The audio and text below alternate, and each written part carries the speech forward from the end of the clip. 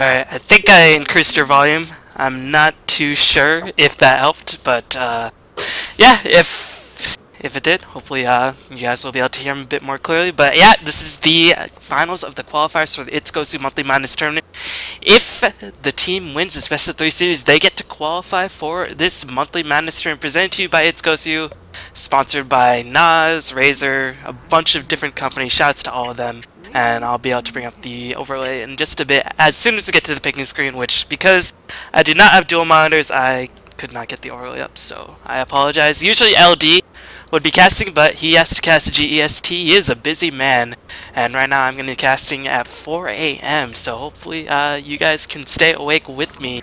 And with me is the ever so wonderful Nebula from doacartes.com, as we're going to see a Rubik first pick by For.Love. Recently just picked up Banana, the star captain for Nirvana China. So yeah, should be an exciting game as we can just look through the picks and bans. We see Invoker surprisingly making it through the first round of bans, and Undying has not yet received that ban hammer, so if FTFC manages to go for that Undying pickup, they could have a very strong mid-game Team 5 presence, as well as a ridiculously strong time pusher that they pick up a versatile support in the 400 Kiro.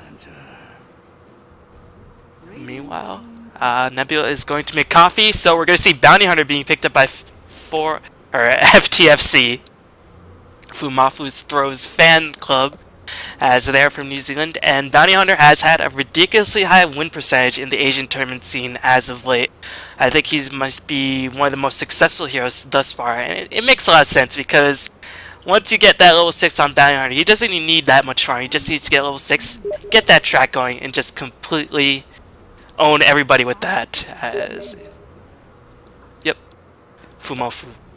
Okay. Well, I'm getting completely owned by his pronunciation, per usual, starting to sound like Luminous, but, you know, I'll just roll with it, as Nagasan's going to see the pick, as well as Hunter.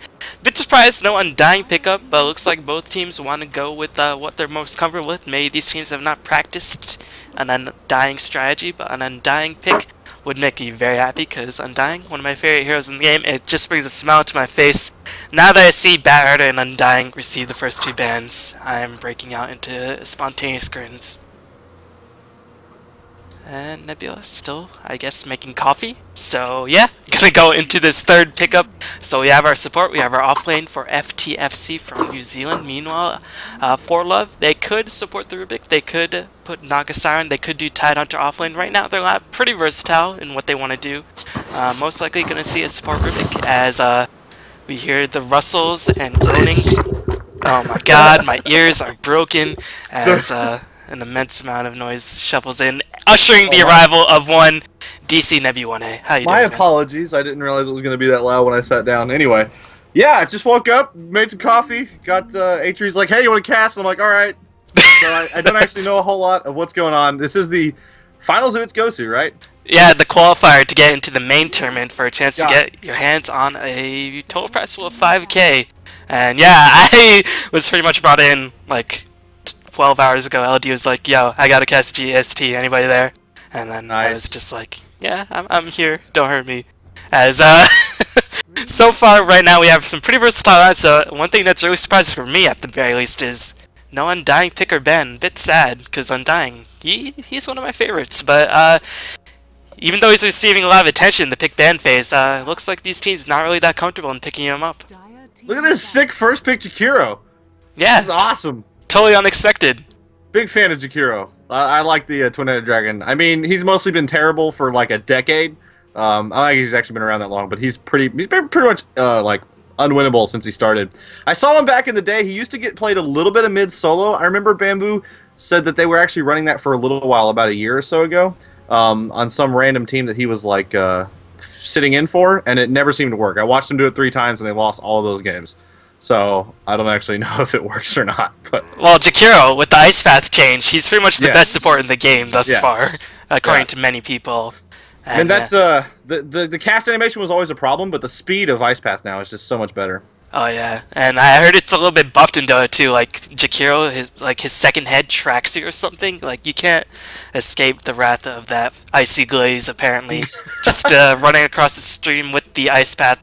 But I forgot what I was going to say. Oh yeah, just to go back to the Jakiro analogy.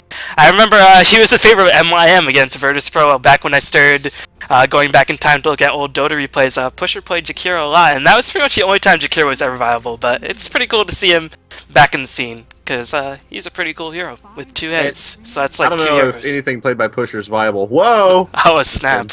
Just kidding. I have to get... It's for the old schools out there. You got to do a little bit of Pusher Flame just for fun. Pusher, by the way, a great sport player. Kind of, hasn't been in the scene for quite some time. I'd like to see him on a team. I want to see what he can do. He's coaching EG, I think. He's been what? I think he's coach for EG, along with some other teams. Yeah. Oh man, I want to see him playing. Got to see some Crystal Maiden. Anyway. Oh yeah. And also we got other Rubik sports as well. Rubik always makes for exciting games. I believe Banana. Yep, Banana was Banana's team. I thought this was. Yep, Banana was picked up by For.Love. Unfortunately, I guess he is orange, but I'm not too sure, as this is the first time I've ever casted For.Love. Yeah, I'm gonna guess it's BU. I'm not 100% sure. LD said one of these teams is mega aggressive. I actually can't say that I've actually watched either of his teams play, to be perfectly honest. So this will be my first time with either of them. Which one did he say was mega aggressive? Do you know? FTFC. But these days, like, Chinese Dota is pretty aggressive as well. The Chinese very strong and just adapting to the patch and going with what... Can't speak. My god, too early for this stuff. Going with what works. Great time to cast.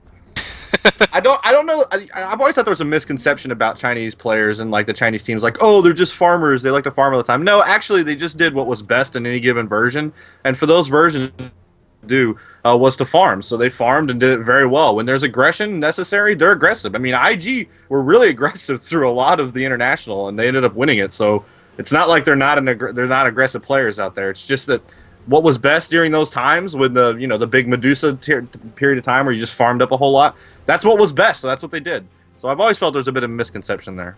Yeah, and IG recently, they have just looked so strong. I mean, there's a reason why Night Stalker has come back into the metagame as a second-round ban by FTFC. I'm sure they have repressed memories, PTSD from Ferrari's Night Stalker ripping through them, but right now FTFC, just going over the picks again, Rubik was picked up, I think first pickup by For.Love, yep, because the second two were Jakiro and Bounty Hunter. So I'm a bit surprised to see FTFC pick up Enigma right after Rubik was picked up, because you're always pretty much going to get that black hole if you are a Rubik player, if you manage to get yourself in the proper position. Yeah, interesting. And they go ahead and combo the Naga Tidehunter on the other side of it. So they have Rubik to go with the Naga Tide. Naga Tide, obviously, fantastic initiation. Rubik's ability to steal Black Hole pretty consistently is really powerful. They end up getting a 4th pick Undying here. This is a lot of AoE and a lot of powerful heroes here on the For.Love side. I really like their picks so far. Yeah, and it's pretty surprising to see Undying pick so late these days, because recently he's been first pick, first ban status, and Undying, very, very much one of my favorite heroes in the game. Very tanky, ridiculously strong mid-game presence, always makes for an exciting game, because if you're having Undying, you do have to go for a tank push, otherwise people will start tanking up and start going for focusing down the tombstone a bit more easily. But we're going to see a Lifestealer being picked up by FTFC. Lifestealer has been receiving a bit more popularity as of late because of the armlet buff, and Lifestealer, pretty cool carry. As 3 melee heroes, he'll be able to get his attacks off. Which, he also got a rage buff as well. His rage was increased by another second, I believe. So it's now like a full 5 seconds of rage. I'm pretty sure. I know it got a buff. I don't remember if it was a full second or if it was 0.75 of a second. But it is longer now. And of course, that's really strong against Tidehunter as well. I mean, you can kind of counteract the Ravage. Of course, the Ravage change as well. It's slower going outwards, so you have more time to react. And basically, Nakes is going to be able to dodge that almost. It does dodge it, right? Yeah, it does dodge it. Yep, so Windrunner is going to be the last pickup. Standard off lane and Shadow Fiend. Nice. Man, this patch is so awesome. We're seeing so many different heroes these days.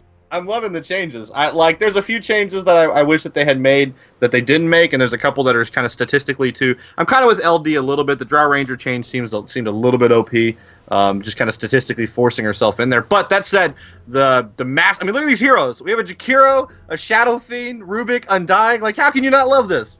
Like, this is the most varied carry patch I've seen in forever. Like, we see Alchemist, we see Phantom Lancer, we see Shadow Fiend, we see Clinks. I mean, the only other hero we don't see is Bloodseeker, because he always will remain bad, apparently. Bloodseeker's horrible, man. Yeah, he will always be the worst hero in Dota. We talked about it. That's the worst ultimate in the game. Seriously. Oh, we got this DC heroes that you can probably retake. No, we actually talked about this. We figured out the 5 worst ultimates in the game. We were gonna make a top 5, and that's the worst one. That one's horrible. It's name me a worse one. I dare you. Yeah.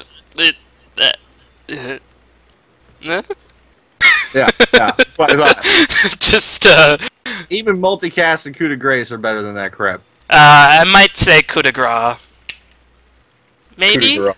a little bit above. Coup to the grace, man. Coup de grace. Cup de grace. The Cardinal Luminous. Cup de grace. You know what he calls it? Cup of grace. Cup of grace. I was like, oh, it's coup de grace. Whatever, man. It never procs. She's like an assassin. Like, look, if I hired an assassin and she told me she had a 15% chance of success, I think I'd fire her. That's all I'm saying. All right.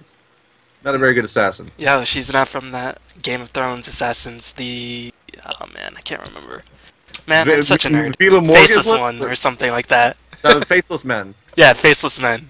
Yeah, Vigor Morghulis or something like that. Vigor Morghulis. I have no idea. I'm such a nerd, but I can't remember the name of that. Yeah, it's alright. Nerds unite.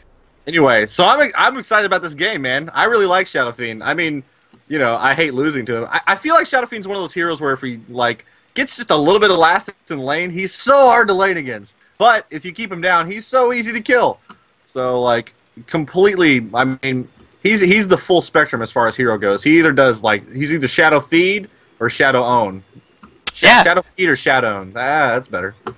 Oh, I see. And actually, in this scenario, he's pretty strong as a carry against Naga Siren because of that minus armor. He is ranged, he hits for very high amounts of damage, and it's not like For.Love will roam against him. Usually, the best way to deal with Shadow Fiend is to have somebody like an Earthshaker, a Shadow Shaman, a Roamer, a Jungler, like a Chen or Enchantress just to roam in, keep the pressure on him before he gets his souls up. But in this case, you got a Tide, maybe? Maybe a Rubik?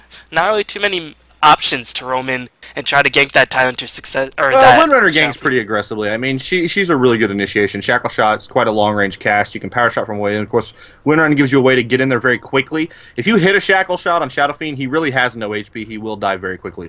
So, I mean, I think there's options there, but mostly it's going to be reliant upon the Tide Hunter, the Rubik, because I'm pretty sure Windrunner's going to start out top here, would be my guess. Now, the thing about it is Undying sees play in a bunch of different ways. You can play him in a tri-lane. I'm not a huge fan of that. I personally kind of like him as a solo against a tri-lane. You really can't die with me, so Imma. But I don't know. You can dual lane him as well. Now, the fact that Naga's probably going to be bottom, I'm guessing. Well, actually, we may see a support Windrunner here. I think we'll probably. Yeah, it's a bit difficult because they have 3 melee, so... Is there Rubik, do you know anything about 8GK? Is he a support player? I honestly cannot tell you. Okay, because the real question here is Rubik going to go mid or is Rubik going to support? If Rubik goes mid, then Windrunner is going to be a support, probably with Undying in lane or with a Naga. If Rubik is a support player, then I'm guessing that Undying or Windrunner may go mid. Yeah, could also be dual lanes. I mean, right now, 3 melee heroes do mean it could be a little bit awkward laning them so far. And Windrunner and Rubik do need a good amount of experience. Meanwhile, on the other side, the lanes are pretty much set. I mean, Lifestealer, Bounty Hunter, and we all know Bounty Hunter, one of your favorite heroes in the game to play against as... Dude, he has I think he has one of the highest win percents in Dota 2 so far in the Asian scene. He has 70% win percent. He's got a 100% win rate versus me. That's all I know. Alright?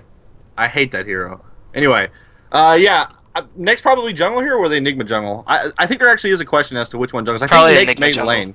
It'll be Lifestealer lane most likely. Yeah. Enigma jungle. I'm guessing Nake's Jakiro top, Shadow Fiend mid, Gondar bottom, and Enigma jungle would be my guess. Yeah, that seems to make the most sense here. The Enigma coming out of the jungle here. I mean, a Jakiro Bounty Hunter Enigma lane. That can really kill a lot of heroes. Even if you have a Windrunner up there. I mean, Enigma's pulses are going to be able to cut or stop her from really running away. Rin Flesh actually, or not Rin Flesh. Open Wounds. I keep calling it Rin Flesh. Did it used to be called Rin Flesh? Is that I have no idea. It's always been Open Wounds for me. I played Dota in 2008. That's when I started. So I feel like it used to be called Rin Flesh or something because I keep calling it that. Anyway. Open Wounds, of course, is also very strong against Windrun, so I think this tri-lane is going to be very powerful. Going across, as far as picks goes, I think FL have a better team fight, but, I mean, there's a black hole on one side. It's really hard to fight it. I mean, if he hits a good black hole, if he catches Rubik in it, that's going to obviously win them a battle. But if he doesn't, I feel like FL had better team fight, but I think FTFC had better picks overall. Yep, one thing that is a bit concerning for FL is that their cooldowns for the big area until they hit that level 16 for the Naga Siren. Ridiculously short cooldown on their ultimate. They have pretty long cooldowns on their big spells. Tombstone 60-second cooldown, Ravage 150-second, Naga Siren not the biggest. Meanwhile, Jakiro, I mean, his spell's pretty spammable. Black Hole is pretty much the only long cooldown spell there, so they can take those aggressive team fights pretty frequently, as we're already going to see. Here be soon will he. Here be soon will he. Yoda-esque. I love that. Yoda-esque. That is fantastic. Shout out to Kooks. Or Cucks. I don't know. Let's go ahead and go down the player list. We got Hansi. I believe that's how you pronounce it. Hanshi? I'm not sure. I'm going to be honest. I don't know how to pronounce any of these names, so I'm just going to go with it. Hanshi or Hansi is playing the winner. We got 8GK, which could be, you know, Infinity GK. I don't know. Playing Rubik. We got Gwawi. Man, I'm going to just butcher all of these names. Oh, and then little symbol thing. Guai playing Naga. It looks like we got a house with a little, maybe it's a little man inside of a room. Maybe a guy looking out of a window. Oh, it looks like actually an alien, a space invader. You know, it's the game Space Invaders. It looks like a space invader looking out of a window. Like he's looking out, he's like, oh, it looks like, or maybe he's in actually, jail. if you look at it, it looks like a tent inside a door or something like that. Nah, man, it's a space invader in jail. Totally. And then we got Bew, which is apparently is banana, according to, and then the Chinese, it's not me. It's a different person. I'm right here. Atre's dumb. All right, Atre telling me that Chinese player, Chinese character is you. We got Fum Off. That's a long name that is not completely listed. It's Fumofu. Fumofu. Yeah, okay. That's a team Fumofu. name. Fumofu Team Feed Squad or something like that. I think the team name is. So his name is Facebook.com? Yes, it is Facebook.com. That is his real name. As Draken Stan going to be playing the Bounty Hunter, looks like Cynical going to be playing the Jakiro Cooks, is going to be playing Lifesteal, and VDK is going to be playing the Enigma. Man, I had it so much easier right there. What parent names their kid Facebook.com? More importantly, he would have had to change his name to Facebook.com because that hasn't been around long enough for him to exist. Unless he's like 4. Which I guess if he's 4, he's pretty sweet. Yeah, almost as old as Baby Knight. Facebook.com. I'm going to guess that that's not his real tag. Apparently Undying's name means spooky, which is awesome. Because Spooky really? Undying, that would be epic. He's playing Undying. Oh, nobody wants to play this game. Oh, too bad. We gotta get a remake. Yes. Everybody was like, forget this, don't want to play. So before this was going on, I was watching Pudge get 1,000,000 kills in Fountain for 7 hours on Dire Tide. Yeah, I saw. Apparently the Roshan couriers are going for $1,000 to $2,000 gold. Yeah. $2,000. That is insane. I forgot the password. I got the password right. What's up? Does it matter what order we join the broadcast channels now, or can we just join them whenever we want? Sweet. Well, because it used to be like the first person in was the one that broadcast, and you had to like run a cable. It was really complex. I remember when LD, I think it was about maybe a year ago, 6 months ago, something like that. It was a couple months after the International when they put in the broadcaster spots that you could use. And like LD had to like figure out like virtual cable routing to make it work. Oh yeah, like the audio thing. Yeah, and I was like, look, I don't, just tell me what to do. I remember that. Alright. Yeah. Alright, my coffee's done brewing, so I'm gonna grab that and leave you alone to fiddle your thumbs. We'll be back. Yay. As I am left once again alone. But we're gonna get back into this game in just a second, and hopefully you can get off to a good start. As I do have to cast later on, so... And fast, guys, so I can get some sleep.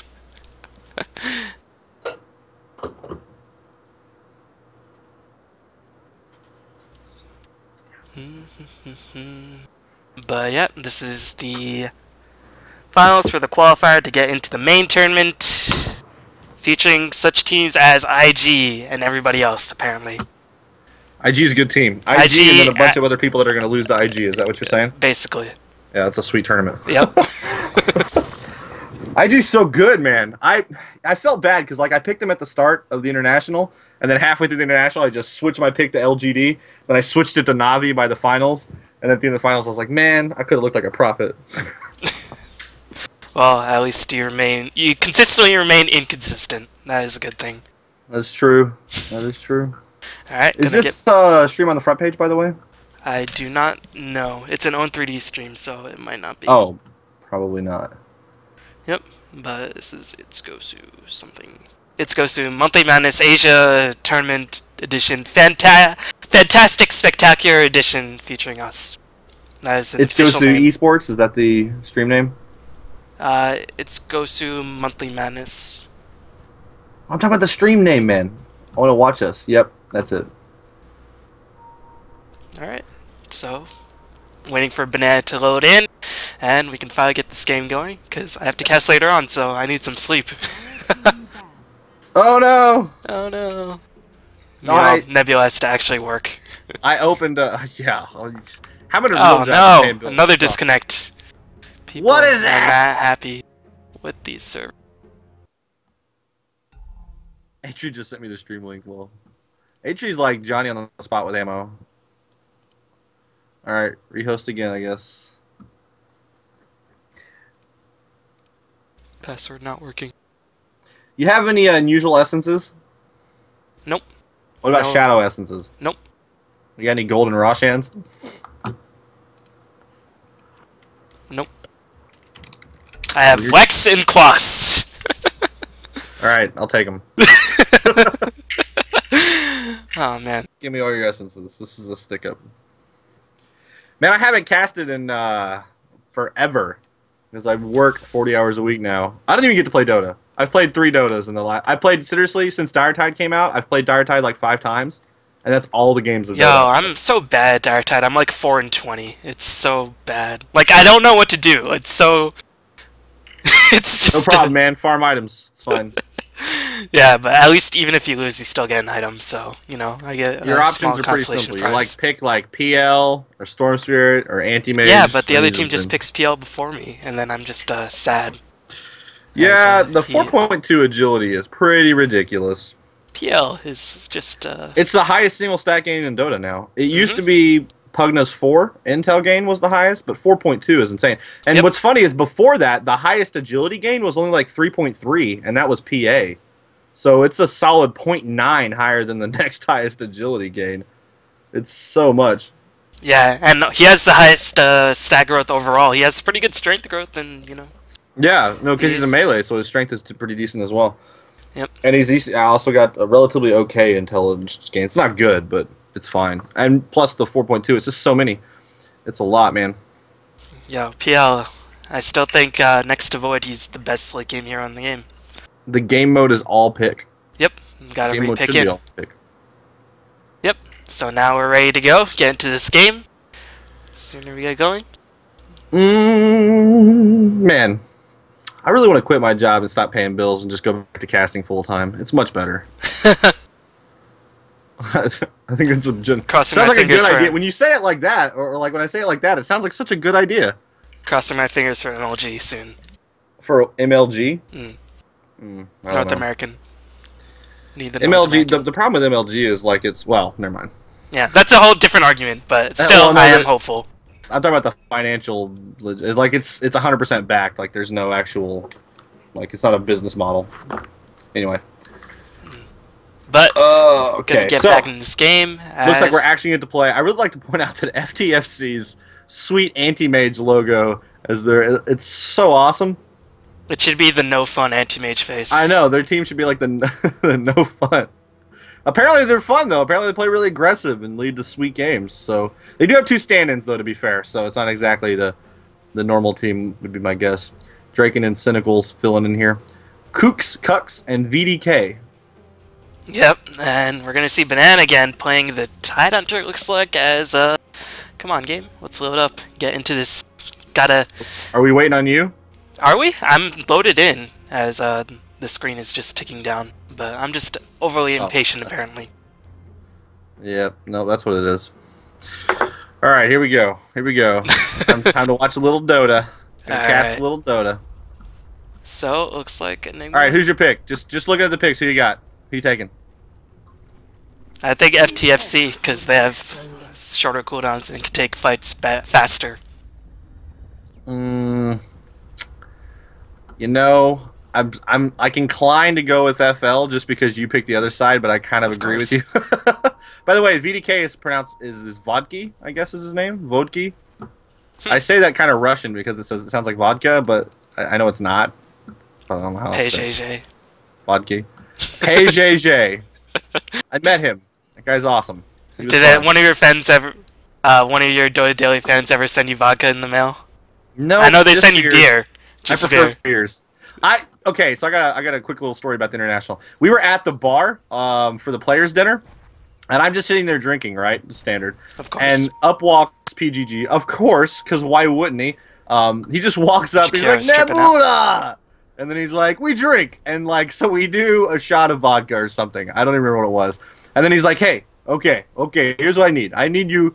And he's like trying to explain to me, but he's really drunk. He wants me to get the bartender to give him the bottle of vodka so he can bring it back to the Russian table. Like he's trying to get me to convince the bartender. He's like, no, you get him. I pay for it. Tell him I pay. And I'm like, no. I was like, he's not going to do that, man. That's not how it works here. And he was like trying to get me to do that. And literally right after that, I remember who it is. Somebody else walked up and he's like, PGG and Nebula at the bar. This is exactly what I expected. I heard PGG was amazing at the international in terms of just like sociability. First morning, like literally 7 o'clock. Everybody goes to Val for the first time, right? On the elevator, he's already drunk. Like, I don't know what to say. Meanwhile, the lanes are getting positioned. Windrunner supporting a Naga with a Tidehunter roaming to probably get some pressure on the Xiaofeng. Meanwhile, Xiaofeng versus Rubik mid. Once Xiaofeng can pick up the souls, he should have a relatively solid time. Meanwhile, it looks like Lifestealer and Jakiro dual lane. Who would have guessed it? Well, actually, the damage reduction from Fade Bolt is actually pretty relevant versus Xiaofeng, because Xiaofeng he has really low base damage, so he's reliant upon those souls. And I mean, even at level 1, Fade Bolt removes 14 damage. Level 2 is 20. So I mean, even if he gets 7 to 10 creep kills, he's just going to immediately mitigate that with Fade Bolt. And Fade Bolt does allow him to kind of prevent some of the denies early on too. So I actually think Rubik's going to have a decent time here, or he could have a decent time. That's a better way of putting it. Yeah, and Rubik will be really important in this game to get that null field up, especially against damage like Xiaofeng. The raises it to ridiculous damage. Jakiro, Enigma, all sorts of magical damage. But meanwhile, bottom lane, Undying versus Bounty Hunter and Bounty Hunter. He's very content, just needs experience, needs that level 6, and then suddenly money everywhere. As Undying drops a very nice Sentry Ward, gonna provide a bit of pressure against Bounty Hunter. But both heroes probably in no danger of dying in this lane. Yeah, in fact, one thing that Undying's so strong against is against multiple heroes. I actually don't think he's fantastic 1v1. I mean, he's fine, but I feel like Gondar has the advantage here. I mean, Janata is just such a useful skill in lane for harass as well as last hits that I feel like he should have the advantage here.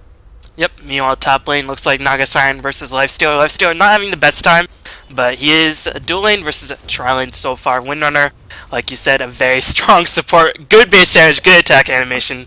What more do you need in life? Sick hero. It's really sick. I wish Shackle Shot was disjointable. That's all I'm saying. Anyway, I've been campaigning this for years, and I will continue to do so. Enigma is jungling here. He did have actually a Leviathan run into the jungle and kind of run him off a little bit. He's just now getting level 3. But at the cost of that, Enigma is, I mean, Leviathan is not even level 2. He's not even halfway to level 2. He's got no XP at all. I mean, that doesn't mean that Naga and Windrunner are a little bit more leveled up, and Windrunner with levels is pretty relevant. Levy is kind of in a poor position there. He's put himself between the Nakes and as well as the Jakiro. I think he's just going to stand here and maybe try and split him up. Yep. They actually maybe could come around here and do a lot of harass on Nakes if they wanted to, but looks like they're not going to do so. Yep. Meanwhile, looks like Undying have a good time on the bottom lane so far. Meanwhile, Rubik did get the rune, so he's going to get Xiaofeng a little bit farmed up, trying to get those souls back up. Xiaofeng 8-2 so far, but so far a relatively passive game as both teams maneuvering back and forth, but I'm sure the action will take up very, very soon. Very aggressive patch, but it looks like Bounty Hunter actually did take the fall, just barely caught that on the tail end. Decay, too good. Interesting. It looks like maybe he took a little bit too much harass in lane. I feel like if you position properly Bounty Hunter, you should not die to an Undying. I think he took probably a little bit too many right clicks and then ended up getting caught with the Decay, as you mentioned, getting away. So a bit of a mistake there, not really, maybe underestimating the right click damage of Undying. I mean, Undying hits hard. He has 75 damage. Yeah, and the strength growth amplifies his damage even more, so it's pretty ridiculous. As top lane Tidehunter gushes a creep, so no more gush, but it looks like they're going to initiate on the Jakiro. Here comes the net and Ice Bath, doing a bunch of damage. Dual Breath going to come in. Lifestealer trying to do as much as he can. Jakiro will escape one more hit, not just kidding. As Lifestealer trying to do as much as he can, but he is 1 versus 3, still doing an admirable job, but it looks like they're constantly switching the targets he can attack. So nicely done by For.Love, as I completely called them winning. Yeah, of course you did. Enigma does come in here and kind of scare him off there. I think Nex actually did a really nice job there kiting it. He put himself a little bit close to death, but he ran out at just the right time there. It was really well played. Jakiro hit a decent ice pass. Ice pass very powerful, but there was actually a missed power shot as well from Windrunner. A little bit of execution errors left and right there, but they did manage to pick up the kill. So leading up 2-0 now for For.Love. It looks like Shadow Fiend is going to be able to get the Invis Rune bottom. There's going to be no lift him up from Rubik because he has no mana, and he was just out of range anyway, so a little bit costly. Rubik really needs to get all of the runes against Shadow Fiend for him to really win this lane. Giving runes to Shadow Fiend is kind of a death sentence because now he's got no mana for Fade Bolt. He's not going to be able to shut down that damage from right clicks. He's at 95 now as the Shadow Fiend, so basically this is his lane to do with what is as he pleases. Not too sure how Bounty Hunter died yet again. That Sentry Ward's still up, and Bounty Hunter, Undying is level 7. Arcane Boots finished already. He's going to be ridiculously difficult to stop. Level 7 when Bounty Hunter is only level 5, and that Tombstone, once it gets more powerful, here comes a gank on the Rubik. Malphite's going to come in a couple of races as, an uphill miss, but he still managed to get the last hit. Nicely done. But still, I think the big problem will be this Undying, and Bounty Hunter not hitting in fast level 6, and that could be a bit of a problem for the FTFC squad going into the mid-game. Yeah, Shadow Fiend they really needed that kill, FTFC. I mean, obviously 3-0. You need to get something on the back of that. You need to win one of your lanes because it looks like they're definitely losing bottom to that Undying. And top lane is kind of hit mixed bag. They did get the kill on Jakiro. Past that, it hasn't really been too much. It looks like Nyx is farming relatively well. He's sitting at 11-2. Never mind. Naga's at 19-10, so Naga's actually kind of destroying him in that department. Getting a lot of denies, too, so shutting down his XP.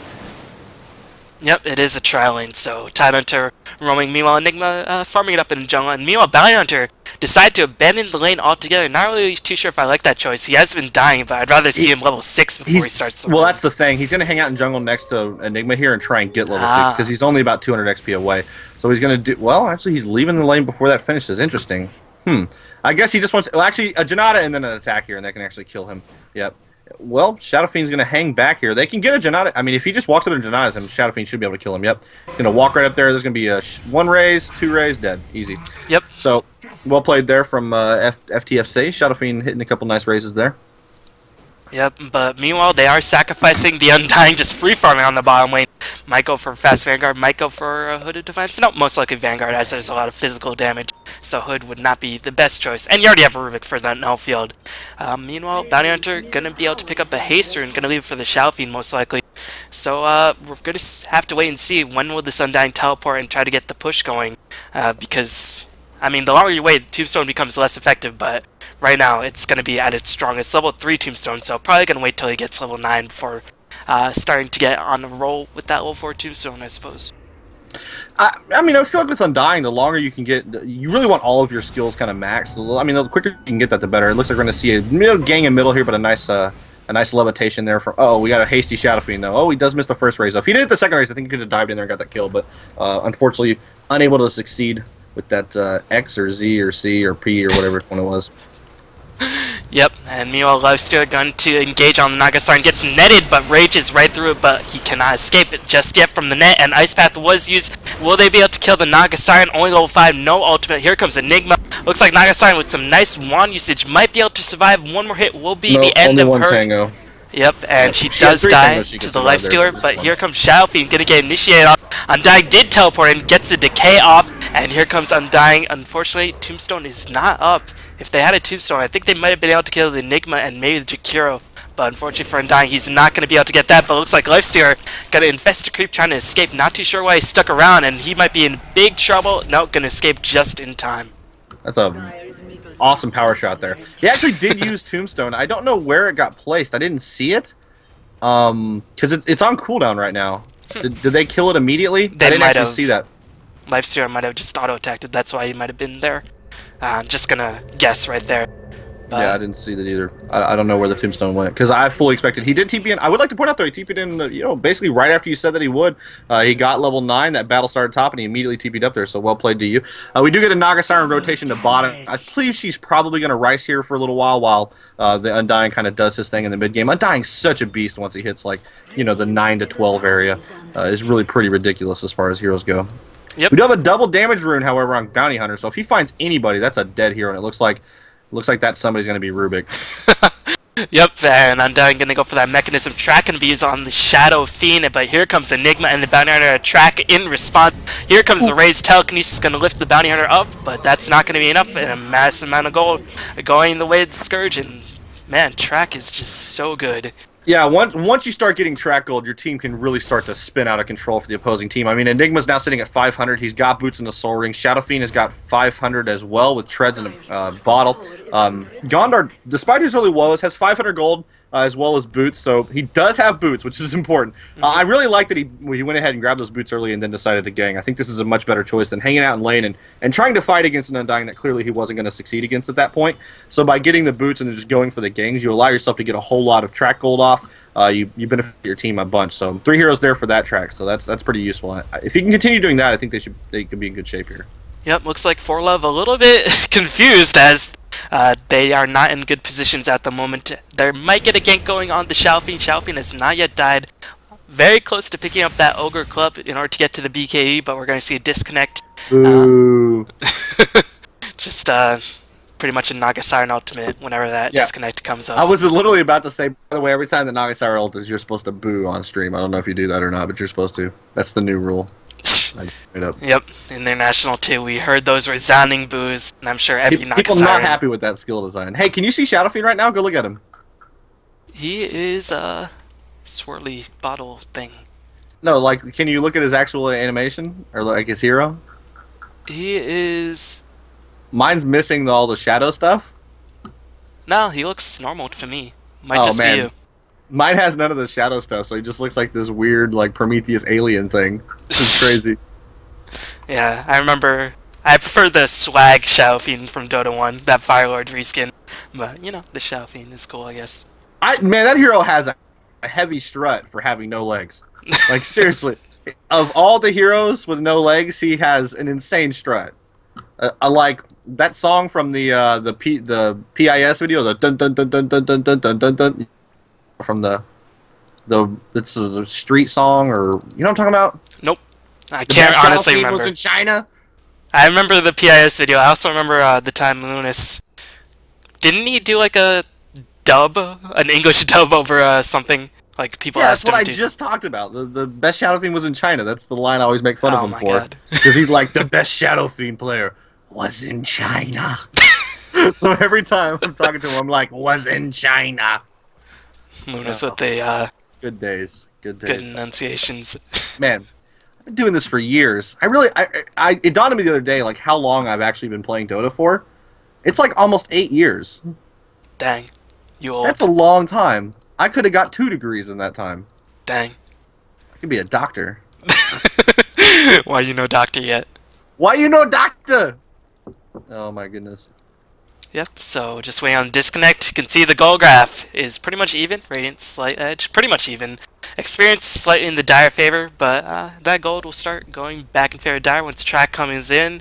But yeah, I mean, so far, FTFC look to be in a pretty solid shape. I do think they have better late game, so, you know, just gotta get there. Yeah, I mean, FTC certainly have the late game. I mean, they got Jakiro as...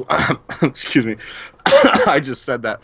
They have Nate... Yo, they had Jakiro, best late game hero in the game. Bounty Hunter Champion. Everybody knows that Jakiro the best carry. Yo, he's got 2 heads. He's 2 heroes. He's 2... Yeah, I mean, have you fought a dragon before? I mean... Yeah, but let alone a dragon with 2 heads. My god. 2 heads. It's a 2-headed dragon. It's almost like a Targaryen dragon. It's missing 1 head. I feel like we should get a 3rd head in here. Maybe a purple one. Yeah, when he gets Aghanims, he'll be able to get, like Meepo. Yes! Aghanims. We should make a 3rd head with Ags. He should get an acid skill. Like a 3rd head spews out the side and has like some kind of acid breath ability. That'd be awesome. Baller. But yeah, definitely have the late game. And For.Love, they probably want to get the mechanism up, but they're going to need to get the push going relatively soon. Still no towers being taken so far. Shadow Fiend has not died. So yeah, For.Love. Well, keep in mind it's only 10 minutes in the next couple minutes for For.Love to to kind of come together as a team and go for something here. Because they really, I agree, they really do need to push a tower relatively soon. I mean, their Undying is level 9. He's the most powerful unit on the map at the moment. Shadow Fiend is the same level, but I don't think a Shadow Fiend level 9 is quite as strong as an Undying level 9. An Undying level 9 can dominate a battle for the most part. They do have the problem that their supports are not near as high. I mean, Tidehunter is level 4, Windrunner is level 5, compared to Jakiro, who's 5, but Enigma's 8.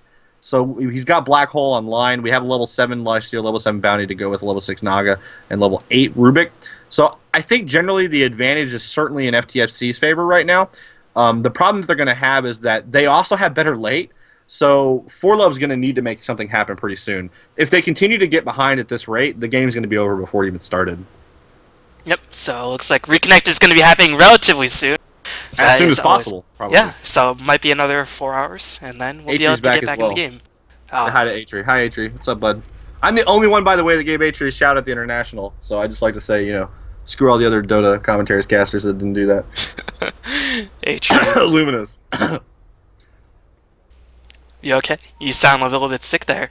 You got something in your throat? I am sick. I'm sick and tired of nobody giving Atri. I'm just kidding. Yep, so, let's go, game. As, hopefully get the Reconnect in relatively soon. Not in the next 4 hours or anything like that. Indeed. So, man. Nebula. Not to, you know, put you under the spotlight, but... Don't you ask it. You ask it. When is your next Dota-related thing? Either it be top 5 or any other thing. Right now, this is it. Alright, awesome.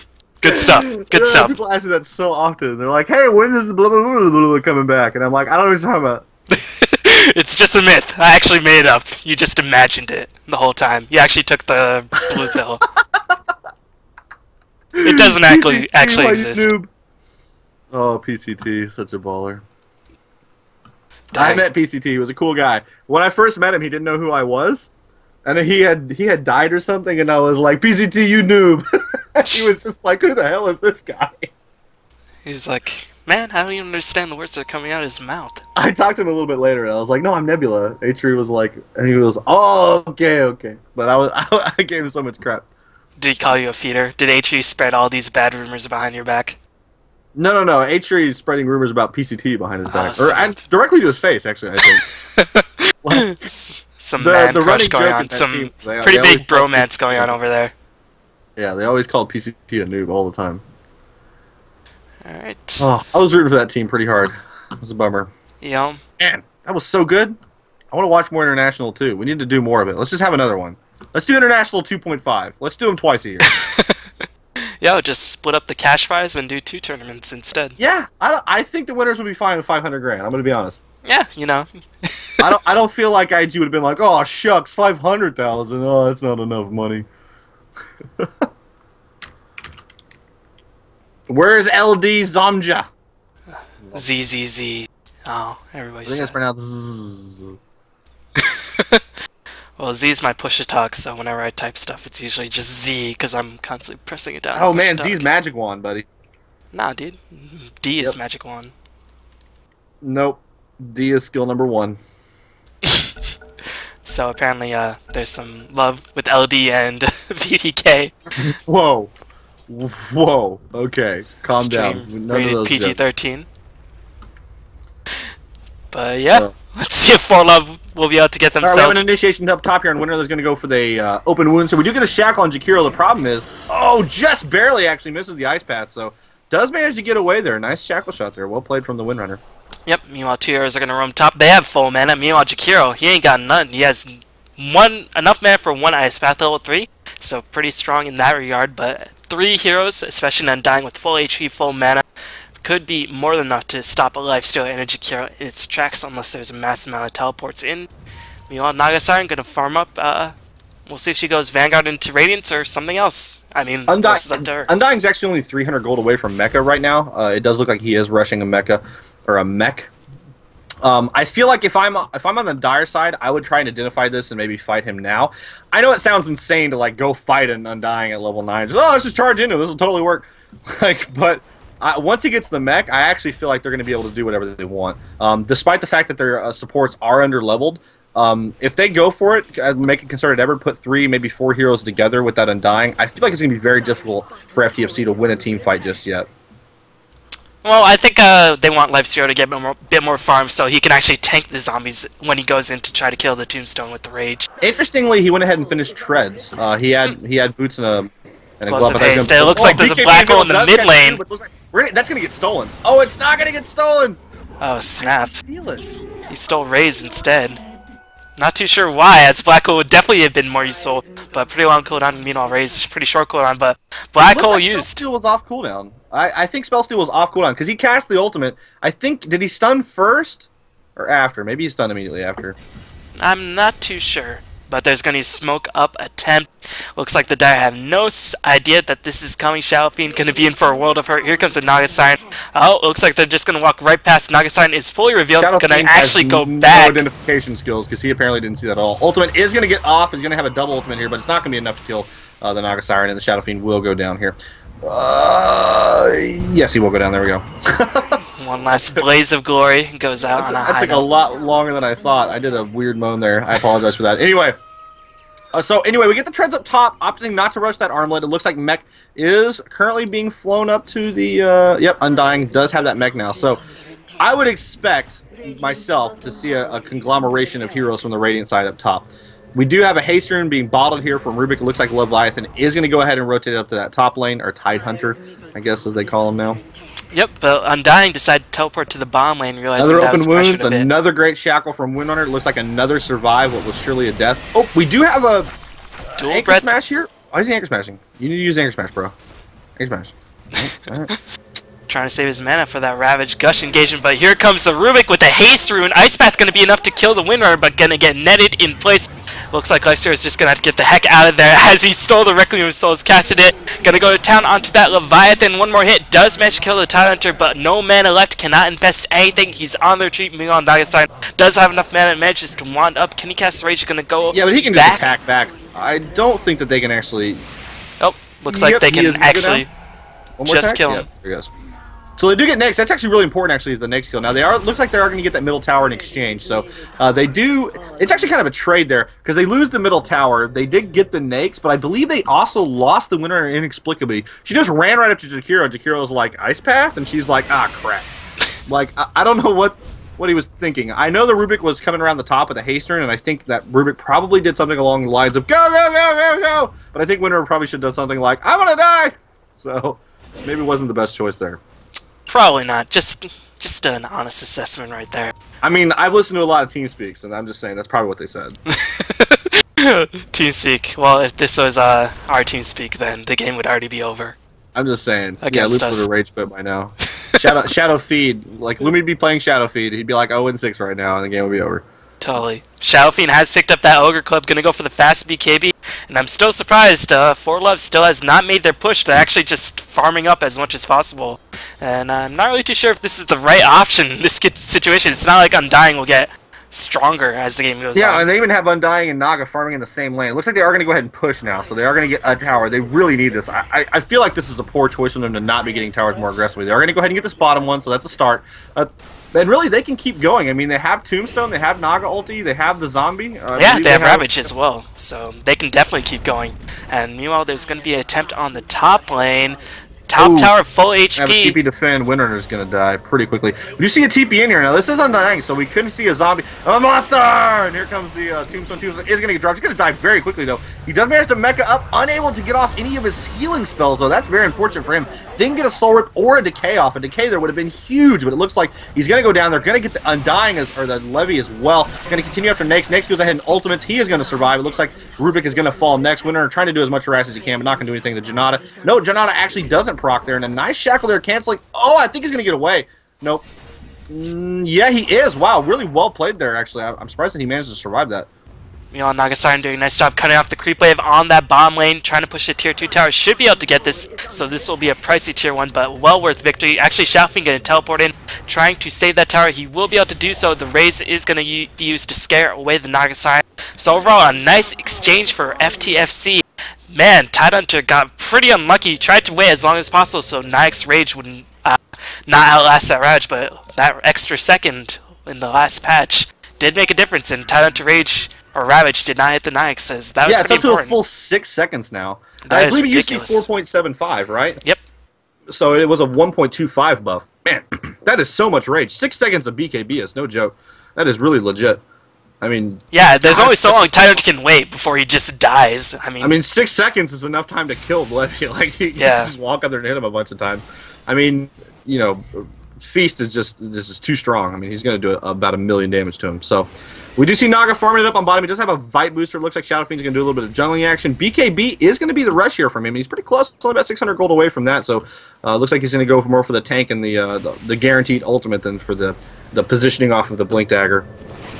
I personally prefer the BKB first myself. I don't know how you feel about it. BKB, especially in this game, makes a lot more sense. It's not like you want to initiate against a Tidehunter, a Naga Siren, or Rubik.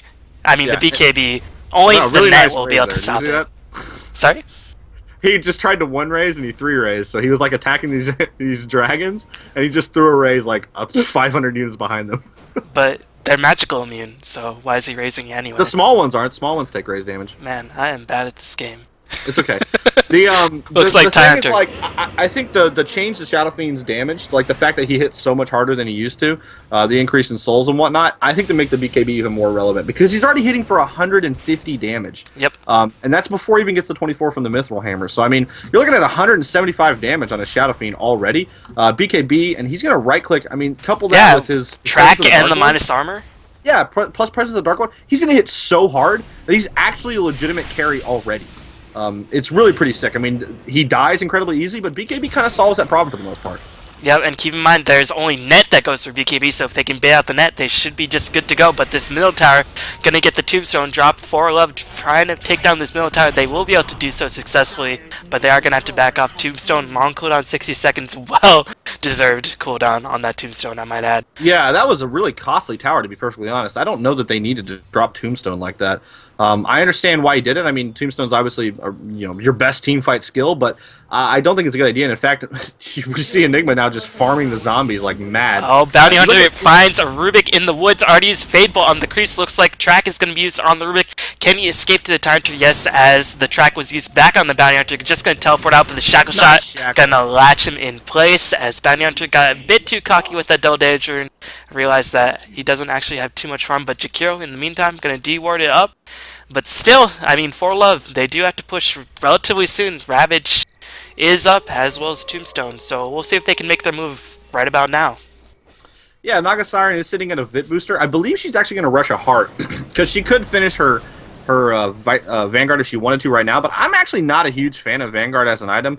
I think you're much better served just buying the Vite booster in some region and other places. It basically does the same thing, and for a much cheaper cost. So I think the Heart is a much better choice here. I mean, Naga Siren, her damage output is really kind of reliant upon illusions early on. I mean, she still wants to buy something else, but as we've seen in the past, a lot of people favoring to either get the Lincoln Spear or just rush the tank items. It's really all you need as far as Naga Siren goes. Yeah, she could be just saving up for the Relic as well. Just picking up the Vit booster for the heck of it. Doesn't need the regen from the Ring of Health. And yeah, might just be saved for the Relic. As well. Just get the Shackle Shot onto 2. Here comes the neck and hold lifesteal in place, but Ravage is going to be used. Here comes the Shadow Fiend. Requiem of Souls. Enigma trying to maneuver himself into position. Looks like the sleep is going to be used a little too late. Rubik immediately took the fall, but that might be enough time for the Sentinel to retreat. Looks like Windrunner going to stick around a little too long. Ice Path going to whiff. 1 for nothing, but they used the Ravage. Actually, it hit nothing. Yeah, it hit a BKB Enigma and a raged Neg, so it actually didn't do anything. They just wasted their Ravage, which is really a big deal. Because if you look at their stuns, they have a Shackle Shot, fantastic stun, a little unreliable. They have Telekinesis, not a great stun. They have Net, which really isn't a stun, more of just a hold in place. And then Ravage. I mean, they're really reliant upon Ravage to get them the time to do everything they need to do. So to whiff that is really a big deal. I mean, this is now 120 seconds where they're not going to accomplish anything. Yep, keep in mind Undying didn't even use any of his spells during that fight, so don't know why they used the Ravage if they weren't going to use the Tombstone or anything after that. But that mental mistake might cost them a bit of time. It might cost them, and it will cost them at least a bit of time at the very least.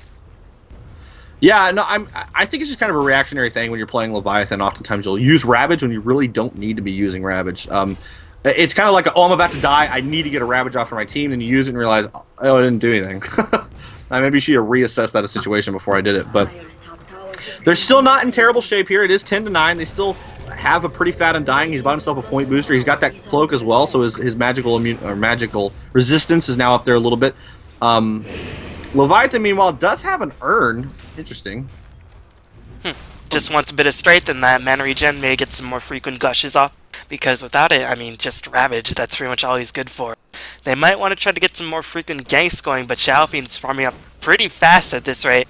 2,900 golden bag, already fished that BKB. Meanwhile, Lifesteal going to town with that Aegis Immortal has 2,500. Might go for a Deso or a Force Staff. Actually, Force Staff on semi-carries in this patch. Pretty bad these days, so probably might just be a more offensive item. Might be saving for the AC as well, so the carries on the Scourge getting relatively farmed. But meanwhile, the Sentinel carries, Winter are not even managed to at least max out the Shackle Shot, so that is something. I think there's a chance he goes for an Abysmal Blade as well. Abyssal Blade, not a horrible item on Nyx. Yeah, I mean, Basher to hold people in place. Naga does have 3.3 gold, as you were mentioning. You thought maybe she was saving up for a relic. I'm really not a huge fan of the Radiance on Naga. I know why people get it. I do think it's not terrible. It's certainly a decent item, but it's not going to really solve the biggest problem, which is, like, she's only sitting at 1,200 HP, right? Mm-hmm. She has a Vibe Booster. It gives her a little bit of HP, but her ultimate is really her only form of survivability at the moment. So if they get initiated upon, or if she gets ganked, she's either going to have the ultimate and survive, or she's not going to have the ultimate and she's going to die. Having the Radiance, I actually don't think she can even kill a Nyx at this point with Radiance. Can she? Like, I don't think she can. I think the Radiance is just to try to get them some map control just through the illusion split pushing, but I'm not too sure how effective that will be against a Shalfiend who can just split push like very few semi-carries can. I mean, I guess they are really trying to push, so getting a Radiance does help in that regard. So I guess you're probably right then. So yeah, decent call. Yeah, but yeah, like you said, in the game situation right now, it might be a little bit make it a little bit more sense just to go for that heart. But the problem is, I mean, buying if she does survive, like, really amazing. Like, you never feel good about buying a bunch of XP versus a Nyx because you're just gonna hit harder. But yep. I really don't know what the solution is. I don't think there's really a lot of merit to getting a Purge here. Manta Style doesn't seem like the best choice either. There's a lot of AoE damage. So yeah, maybe you just have to get the Radiance just out of necessity. Yep, looks like Nagasari going to be farming that top lane. Picked up the Relic, about 750 gold for finishing that Radiance. Might as well just get the Rapier. Just go for the Rapier? Just straight up. Yeah, you know, that would be pretty awful, so that's why not. Alright, touche. So, 8GK has got himself a 4-staff, and Arcane's going for the patented Dindy build here. You know, it's only got 872 HP. I've never been, like, I'm a fan of this build if you're Dindy. The problem is most players aren't Dindy. I know it may crush some people's egos, but the fact is, this is very difficult to play. He's literally got no HP. Like, if they catch him at any point, he's just dead. There's an invisible hero in Goner that can pop up at any moment and basically just one-shot you. I mean, Janata track, like, you're dead. Like, this is it. Nyx, I mean, Nyx, it doesn't really matter. The more HP you have, the worse anyway. Shadowfiend can actually just kill him in, like, 2 attacks as well. Just about. I feel like there's just not enough HP here. I understand why people do it. It's obviously for the mobility. It allows you to steal Black Hole, and if you can do that, then it's fantastic. The problem is, you know, is he Dindy? Like, yeah, I mean, in an International 2 environment without any lag, in a very low latency environment, it makes a lot of sense. But they are playing online tournaments, so maybe might not be staring, but I guess he's confident in this build, so we'll just have to go with his confidence. To be fair, I haven't watched him play, so maybe he is. I mean, maybe he's a fantastic Rubik player. Just a general pub analysis for any of you out there playing pubs with Rubik. I recommend not doing that. So we are going to have an initiation here. Oh, I think he right-clicked and got himself out of Invis there. He does go ahead and pick up VDK. Looks like Vodki is going to go down here. He tries to TP out, but that's not going to work. Just ended up wasting 135 gold there. But he does go down. Zombie didn't get the kill. Looks like Time Hunter got the kill.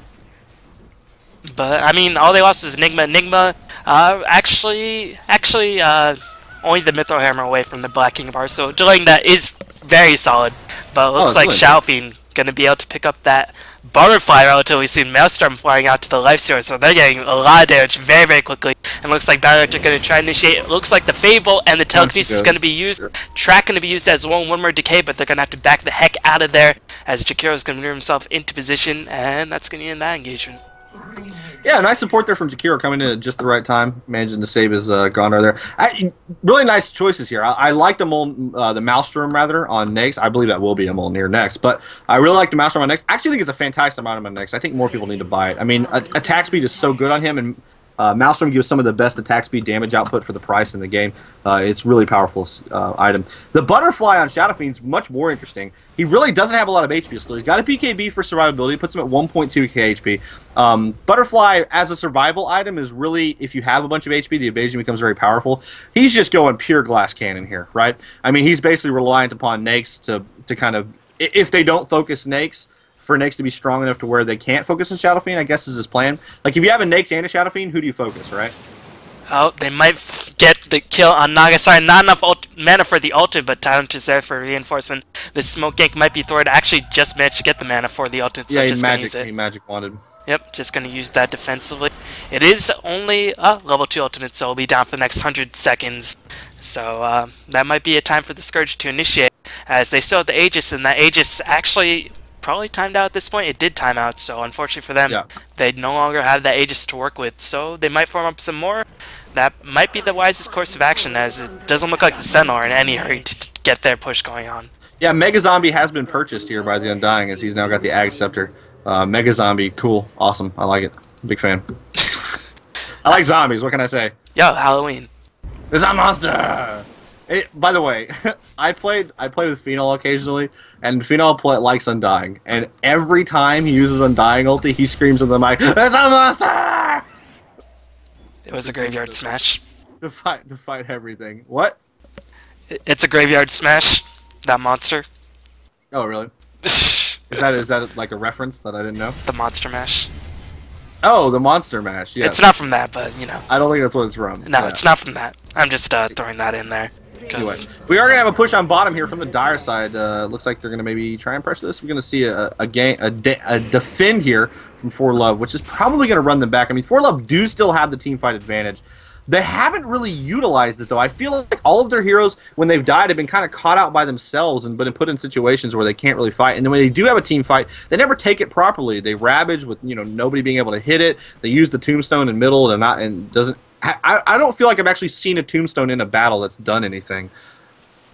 No, they haven't aside used the from Siren ultimate to set anything up. They've only used it for her to run away. Yep, looks like Lifesteer are going to go to engage against the Naga Siren, but the smoke gank reinforcements as he's just going to rage TP out of there, but the net manages to cancel that challenging spell as he infests a creep. Can he escape?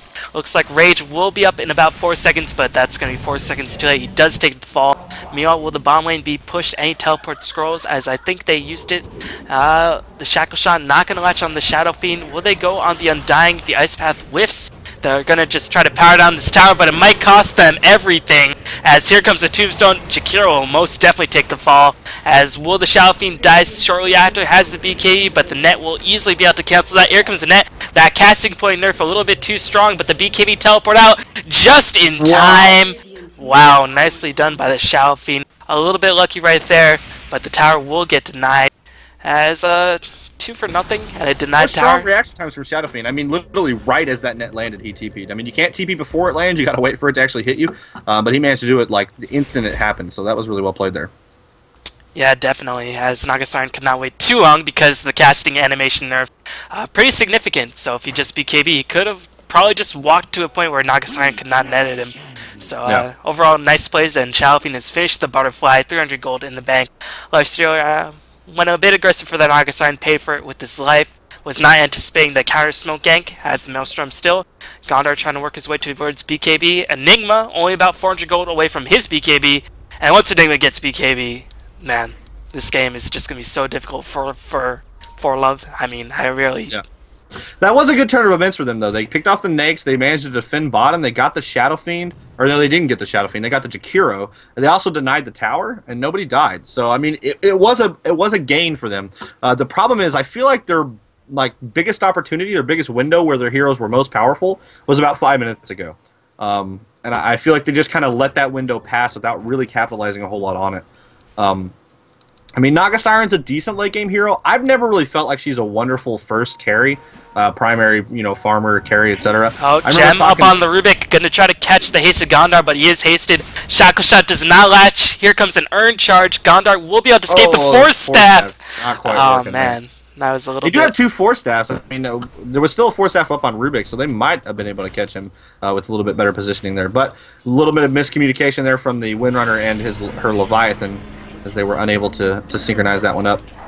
So no, as I was going back to my point, I actually asked Puppy about this at the International, and he was really pretty adamant that he did not think that Naga was a very good primary carry. That was really just best as a secondary carry. And I think the buff or the nerf to her damage hasn't really done anything to fix that problem, obviously. So I'm not a big fan of her as a Ricer. I don't think she's going to carry near as well as a Nyx or even a Gondor or a Shadow Fiend. Yeah, I mean, she might be able to outcarry, like, just some Power Illusions, single target heroes, of course, yeah, not she nearly can outcarry as well. one of them. The but problem they is have them together. Yeah, they have Mjolnir, they have Shadow Fiend with a large amount of damage, and the raises to rip through those illusions, so there's a lot of ways to beat her. Nice shackle there from Windrunner. I mean, it's not going to do anything, but it was a nice shackle nonetheless. Windrunner, speaking of Shadow Fiend, 250 damage right now. 250 damage. That is a lot of damage. And a Yasha in the base. So yep. So Manta Style coming up. If he does get to that Manta Style, I think this game's pretty close to over. We do see an initiation here up top. Is they're going to get Bounty Hunter out again, and I think they're actually going to kill him this time. No haste for you this time. They're Bounty Hunter, as he does go down. We see a TP in from Takiro. Nice Johnny on the spot TP, but not quite fast enough. Just a little bit too slow. Yep, and Enigma with the Lifestealer picked up a double damage rune. Can they initiate? This might be a bit risky for the Scourge, but they do have BKB Enigma. Looks like Enigma uses the BKB. He cracked the BKB, but he was not in position to actually go for the black hole. He wanted to BKB, walk up there and catch both of them with the black hole, but unfortunately for him, he got blocked by a creep and was unable to do so. So burns that 10-second BKB charge. The most important one is now gone. And it looks like Naga dropping an ultimate. Wow, that is not very good. That didn't work. Hey, 60 seconds. It'll be up in 50 seconds. So that's true. It is a level 3. Once you get level 3, you can be a little bit more aggressive about that, to be fair. They did have 2, I think just 1 Force Staff there. Actually, Windrunner wasn't there. They tried to Force Staff him up to try and catch somebody. Didn't quite work out there. It was a nice attempt. I mean, 35 seconds more it's going to be up, so I did not realize it was already level 16. Meanwhile, Shadow Fiend doing his split pushing duties on the bottom lane. Naga Sirens forced to teleport back, and Enigma will be able to recharge his BKB, so nice maneuvering by the Shadow Fiend. As I think the For.Love squad, they recognized that the BKB was down, they wanted to go for the push, but Shadow Fiend identified the situation and immediately countered it with his own pushing, so overall good decision making by FTFC. As looks like they're trying to maneuver themselves back into the game. Undying trying to go for a BKB himself. Not too sure about this choice, as there's an Enigma Black Hole, and there's a lot of damage, so I'm not too sure if I like the BKB up on Undying. Yeah, he is getting an Ogre Club. When I first saw it, I was like, oh, it'd be an Axe Stepper, but then I realized he already had one. Yeah, it's a very, very interesting. Maybe he's going for the... Yeah, it might be Heaven's Halberd, I guess. Cloak. Maybe it's the Ogre Cloak. Ogre Cloak, right. Oh, Heaven's Halberd's very nice. Yeah, that'd be a good choice. It's really good against Snakes. Well, it's decent against Snakes. It's really good against Shadow Fiend. It's pretty good against Gondor. I think that'd be a decent choice, actually. I think Heaven Halberd's a good choice. It also makes him more tank. I mean, the evasion is not... I mean, he's 1,800 HP before he turns into a zombie. Couple that with the ability to decay. I mean, that evasion is actually quite strong. Oh, he burns another tombstone. Oh, they wanted to catch out the Bounty Hunter yet again with the gem on the Rubik, but Bounty Hunter finally wised up to that situation. Bounty Hunter actually about 800 gold fishing a BKB himself, so all the items starting to get in place for the Scourge, as looks like there's going to be a push attempt on the top lane. Rubik going to initiate Lifestealer, overextending himself a huge amount, going to immediately dive right off the bat. He is actually going to take the fall. He has the Aegis, as Shadow Fiend uses the BKB himself. Sloppy engagement so far by FTFC. Will it come back to cost them, as they're going to back up for now. Tyrant with a Blinking Ravage, huge Ravage. Can he catch everybody? But here comes the Enigma trying to move himself into position. Catches 3 arrows in the black hole. The Requiem of Souls not enough, as he already died. That was the passive Requiem, but here comes Lifestealer back to work on the Naga Sign, but looks like he's going to be outnumbered. Huge engagement taken by For.Love, as they will be able to clean it up. Was not expecting that whatsoever. Yeah, it was really much more of a defensive black hole. I mean, he caught a bunch of heroes in it. He didn't catch the Rubik, but he had BKB up. It was obviously 9 seconds, so Rubik wasn't really able to take anything off of it. Nyx did focus the Undying there for a little bit, and Undying was sitting at like 2,200 HP at that point, so he actually was stealing quite a bit of HP, and Undying made the decision, oh, wait, maybe I should run away and let my team just kill him, which is exactly what they did. But a really good battle there from For.Love, and we mentioned earlier about how they really have a very strong team fight, but they hadn't really used it up to this point. That's exactly what they needed to do. And that's really, it's kind of quite interesting to me that they won that battle at 35 minutes. I feel like that battle should have happened about 8 to 10 minutes ago. But it certainly worked out for them. They're going to get the top tier 2, and it looks actually pretty good for them at this point. 17 to 10. I think they're in the driver's seat now. Yeah, they're looking in pretty solid position. Burned the Aegis twice up on the lifestealer. Killed him multiple times, just cutting the lifestealer back and forth. And that Blink Dagger on the Tyrant managed to seal them the victory in that team fight. But now they lost the element of surprise, so we'll see if FTFC can manage to recuperate from that. But all the while, Nagasaki finished the Heart of Tarask, so now she's ridiculously tanky and has another 3k gold in the bank to spare. So For.Love, like you said, making a comeback, and they're making it count. This is one of those situations where it's really important not to feel like you're too far ahead.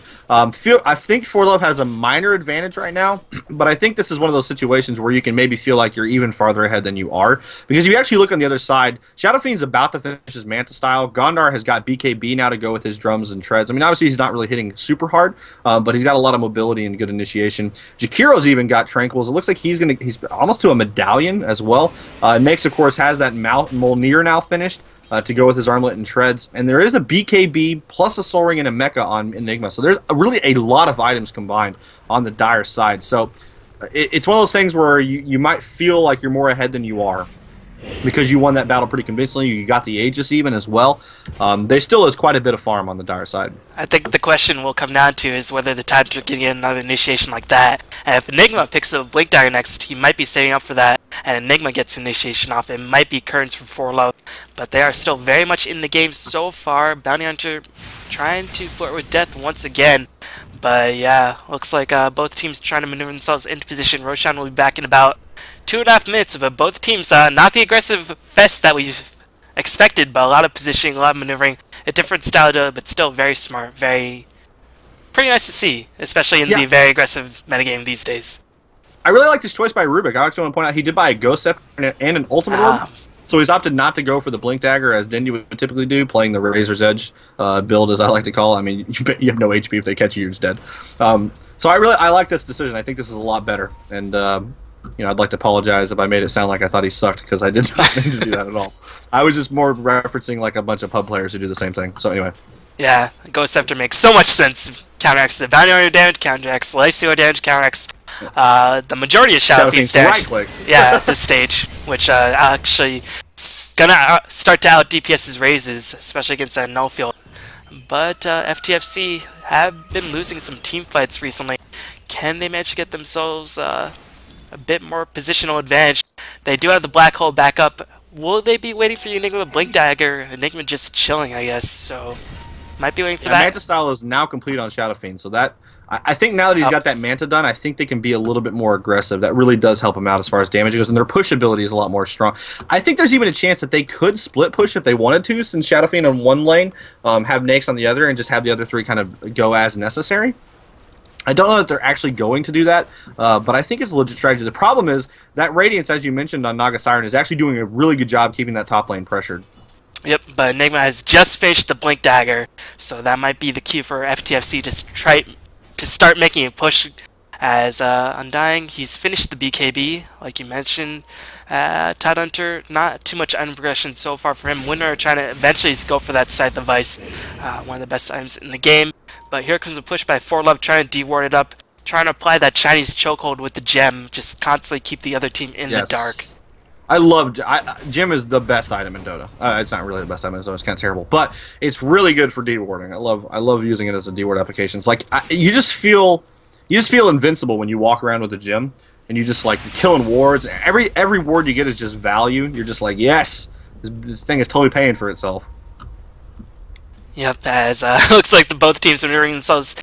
Nagasiren's fish, a Diffusal Blade, another 2.1k gold in the bank. This Nagasiren farming ridiculously fast at this stage of the game with the split push. Yeah. Trying to go to town. Windrunner using the Focus Fire. Just gonna try to hit down the tower a little bit.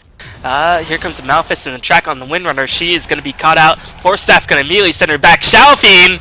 Nice ultimate, bro, as he hits absolutely nothing. Why didn't he cancel it? I don't know. Undying does use his ultimate, but right clicks from the Shadow Fiend doing a lot of damage. They're going to go ahead and focus that Tombstone. Tombstone's going to go down in almost no time flat.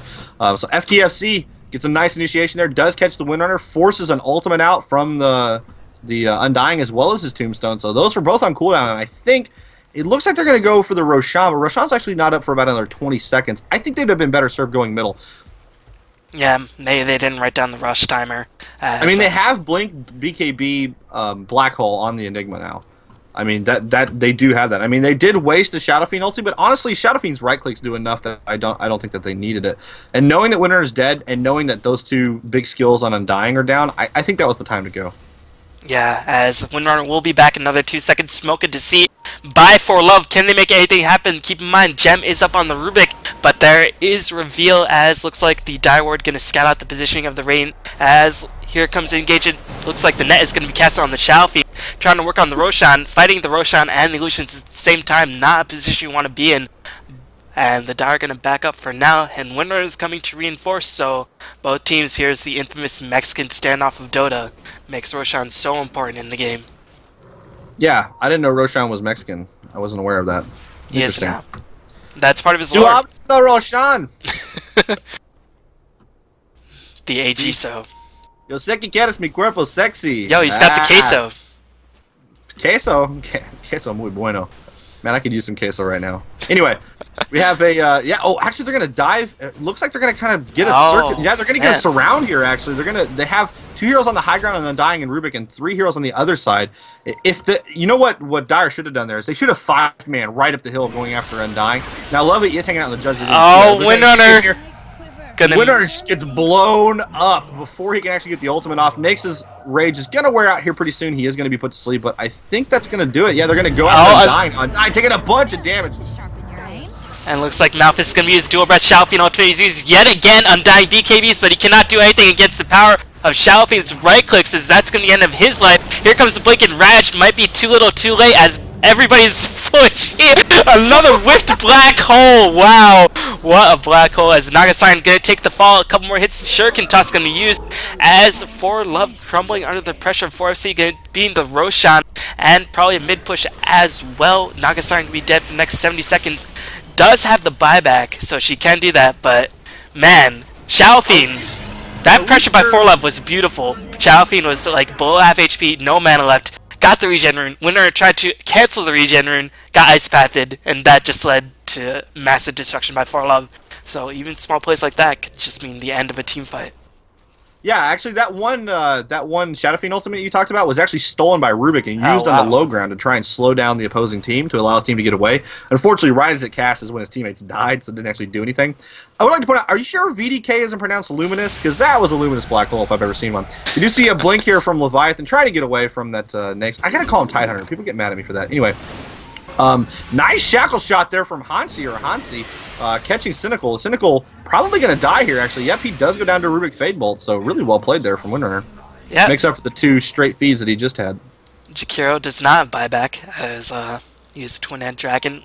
Shadow Fiend did pick up the Helmet Dominator. They're going to take this fight. They know Nagasarin's still dead. Here comes Enigma. Realizes he doesn't have Black Hole. Probably more effective without it. Tombstone immediately gets Focus Fire as Nagasarin is back, and she will be joining the party. Here comes the race. Another Shadow Fiend ultimate hits.